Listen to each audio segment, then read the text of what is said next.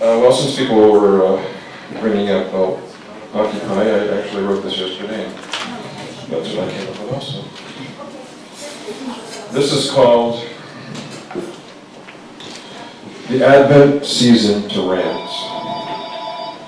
The third annual December Word, where I'm given 5 minutes. This begins my third time doing this. Is there anything new to say, or is it just saying it in a new way?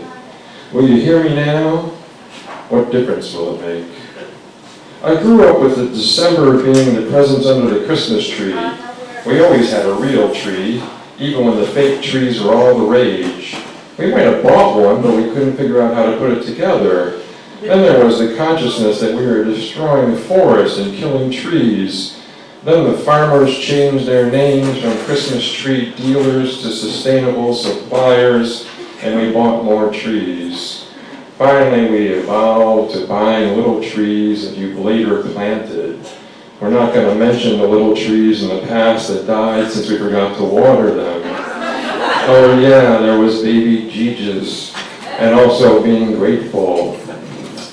What am I grateful for? I'm grateful for Occupy Wall Street. I'm grateful for everyone who stands up and uses their voice. I'm grateful for the exposure of the lies that we've been known for so many years. Now is the time. The question is, and always has been, how to fight this system.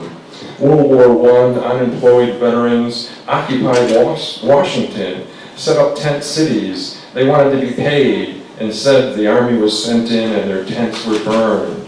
Our country has been in a war economy for a long time.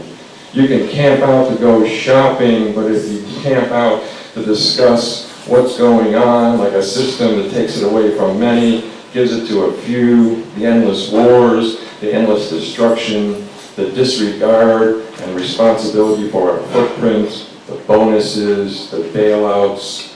Don't forget the First Amendment, where you can gather and discuss what is the Federal Reserve? How come they can make $7 trillion? Give it to banks for loans, interest that then they foreclose on, making people homeless, then accuse them as they're walking the street because they're homeless, that they're illegal because they're on private property. Oh yeah, private property.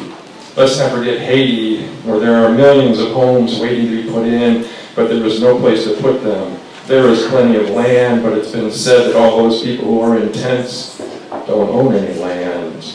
The government and the rich aren't setting up the tents. I mean the houses. It's not setting aside land to put them on, so they continue to live and die in the tents.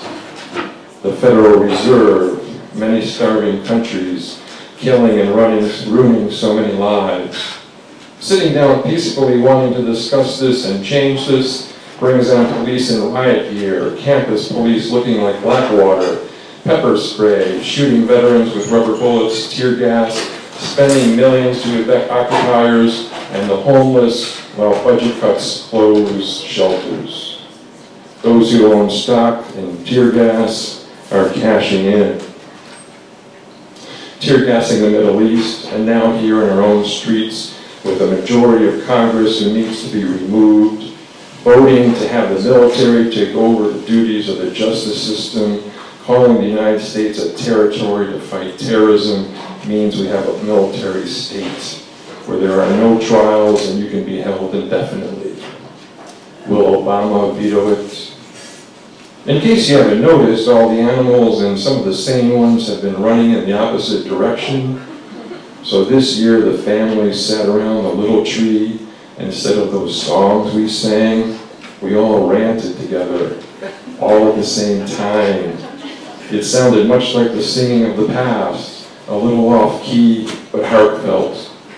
When we were done, we opened the presents we said we wouldn't buy, shared a meal over a drink, and had our usual discussion on a topic that was plaguing us for years. How much sex is enough sex?